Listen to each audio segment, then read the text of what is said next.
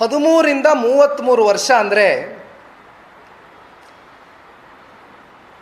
ಈ ದೇಶದ ಭವಿಷ್ಯವನ್ನು ರೂಪಿಸ್ತಕ್ಕಂಥ ಯುವ ಜನತೆ, ಯುವ ಸಂಖ್ಯೆ ನಿನ್ನೆ ದಿನ ಬಲಿಯಾಗಿರ್ತಕ್ಕಂಥದ್ದು ಈ ದುರ್ಘಟನೆಯಲ್ಲಿ.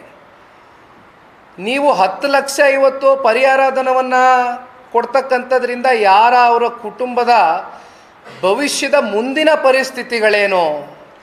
ಅವ್ರು ಯಾರು ಕೂಡ 10 ಲಕ್ಷಕ್ಕೆ ಕೈ ಚಾಚಿ ನಿಲ್ತಕ್ಕಂಥವ್ರು ಯಾರೂ ಇರಲಿಕ್ಕಿಲ್ಲ. ಅವ್ರ ಮನೆ ಮಕ್ಕಳು ಕಳ್ಕೊಂಡಂಥ ಒಂದು ಸಂದರ್ಭದಲ್ಲಿ ಬಾಬಣ್ಣ ಅವ್ರು ಇನ್ನೂ ಒಂದು ಮಾತು ಹೇಳಿದ್ರು, ನಾನು ಅದನ್ನು ಎತ್ತಿಡಿತೀನಿ.